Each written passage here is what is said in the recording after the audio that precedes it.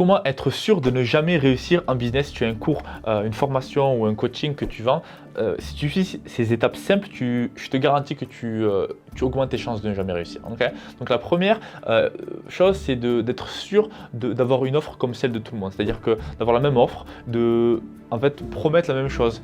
Ce qui se passe en fait aujourd'hui, c'est qu'il y a de plus en plus de personnes que le seul avantage compétitif qu'ils ont, en fait, qu'ils pensent avoir, c'est simplement d'avoir une formation financée par l'État. C'est la seule chose qu'ils mettent en avant et on dirait que c'est ça leur marketing en fait, tout simplement. Mais en fait, c'est pas le cas. Les gens n'achètent pas une formation ou un accompagnement parce qu'il y a une subvention de l'État. Les gens achètent un produit, une formation, un accompagnement, un service parce qu'ils ont un problème et parce qu'ils ont un niveau de certitude qui est suffisamment haut pour penser que tu es en capacité de résoudre leurs problèmes. C'est pour ça, c'est ça le truc. Et s'ils sont en capacité de le faire, si tu es en capacité de réduire leur chance d'échouer en atteignant leur objectif, dans ce cas-là, ils voient qu'il y a de la valeur et dans ce cas-là, ils vont acheter ton produit. Mais les subventions d'État, c'est du cheat, c'est là pour de temps en temps, mais tu ne dois pas reposer ton business sur justement ta capacité à avoir des subventions d'État. D'ailleurs, je recommande d'abord aux entreprises de ne pas utiliser tout ce qui est CPF, etc. pour être en capacité de dépenser leur propre argent dans des tunnels de vente, dans de l'acquisition publicitaire.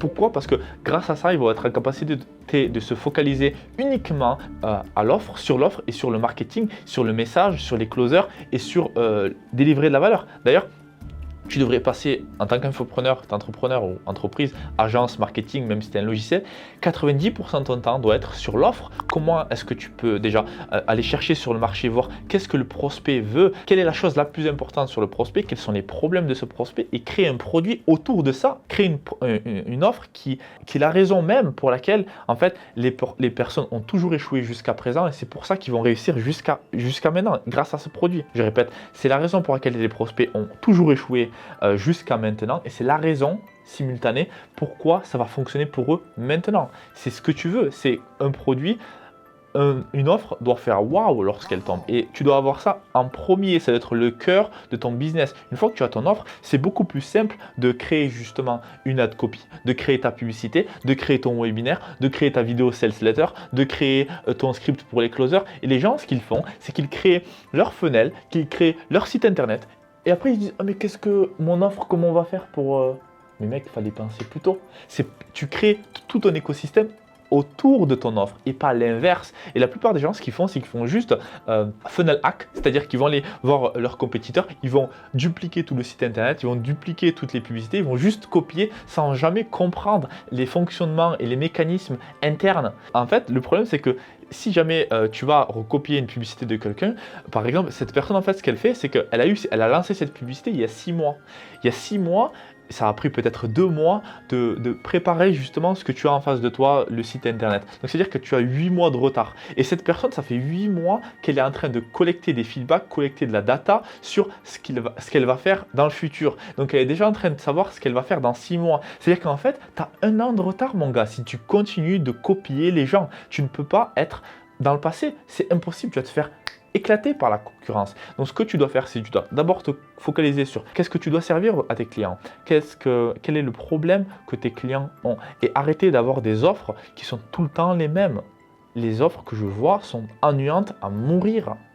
Parce que lorsque par exemple tu vas chercher une niche telle que le yoga ou la méditation, peu importe, un élément à comprendre important, c'est que lorsque disons que tu as une retraite de yoga, que tu as un produit dans le yoga, et que si ton offre n'est pas carrée, si ton offre n'est pas exceptionnelle, le problème qui va se passer, c'est que du coup ton ad copy va être nul et que tu vas justement lancer de la publicité et que ça va faire un gros flop. Pourquoi? Parce que les personnes que tu vas dire à Mark Zuck, tu vas lui dire ok, fais-moi de la publicité, montre-moi cette publicité à toutes les personnes qui font du yoga. Le problème, c'est que tu vas être en compétition avec toutes les personnes qui ont une offre exceptionnelle. Et donc du coup, tout le monde essaye de viser du coup ce trafic qui est ultra qualifié. Ces personnes-là ont de l'argent, ces personnes-là sont ultra qualifiées. Mais Facebook ne va pas te donner du coup les meilleurs clics, le meilleur coût par clic, le meilleur coût par impression. Pourquoi? Parce que ça va te coûter… en fait, il y a d'autres personnes qui sont prêtes à payer beaucoup plus. Parce qu'en fait, je t'explique. Les personnes cliquent sur la publicité, vont voir la masterclass et puis après réservent un appel et achètent. Si l'offre est exceptionnelle, ce qui se passe, c'est qu'il y a beaucoup plus de personnes qui achètent dans l'appel. Et donc du coup, la personne qui a des ventes, elle va être en capacité de dépenser plus. Et donc Mark Zuckerberg va être en capacité de prendre davantage d'argent. Alors que toi, si tu arrives avec ton offre de merde, excuse-moi, mais tu vas mettre quoi, 10, 20, 100, 200, 300, 1000, 10 000 euros max en publicité pour tester ton offre et puis après tu vas être out of business.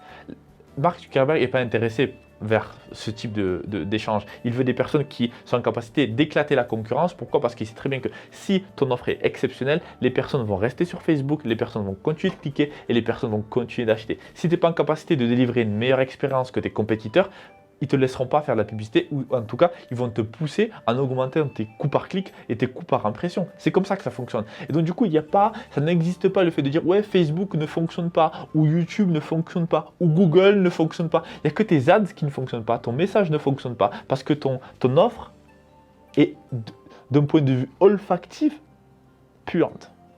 Donc tu dois travailler sur ton offre, tu dois travailler sur ton message, tu dois travailler sur ton copywriting et ça prend du temps, ça prend de l'énergie, mais lorsque tu as le système en place, c'est beaucoup plus performant. Pourquoi? Parce qu'une publicité, c'est infiniment plus productif qu'une personne qui va faire du porte-à-porte pour vendre ton produit. Ok, tout le monde le sait, donc tu peux être en capacité d'acquérir de l'attention. Après, une vidéo sales letter, un webinar, c'est infiniment plus productif et plus efficient que une personne qui prend tes prospects au téléphone. Et puis après, oui, tu peux convertir en appel et tu peux avoir des closers qui vont aller closer ces prospects pour toi. Et donc, voilà, c'était ce que je voulais dire par rapport aux offres et c'est ce que je voulais dire par rapport à ça, parce que je vois énormément de personnes en fait qui pensent que oui, mais en fait, quand ils font leur publicité, ils oublient que c'est des humains qui regardent ça. Tu es en compétition pour attirer l'attention. Si tu n'es pas en capacité d'attirer de l'attention, la publicité payante ne marchera jamais pour toi parce que les gens ont toujours le choix entre soit regarder des vidéos de chats de toi sur YouTube, soit regarder des vidéos beaucoup plus intéressantes ou regarder des TikTok. Et les gens n'ont qu'une attention de 15 secondes. C'est des poissons. Il faut bien comprendre que le taux d'attention des personnes est de plus en plus bas et que les personnes en fait ils ne sont pas en capacité de comprendre exactement comment tu as la capacité de les aider, pourquoi tu as la capacité de les aider et pourquoi cette façon va être différente de toutes les autres qu'ils ont vues auparavant. Si tu n'es pas en capacité de leur montrer ça dans les 15 premières secondes, ton business ne fonctionnera pas. Voilà par rapport à tout ça. Donc si tu souhaites en savoir davantage par rapport à tout ce qui est sales, marketing et scaling, je t'invite à t'abonner à cette chaîne et de liker cette vidéo parce qu'il y aura bien plus de vidéos telles que celle-ci. Je te retrouve de l'autre côté, c'était Ismaël depuis Bali. Ciao.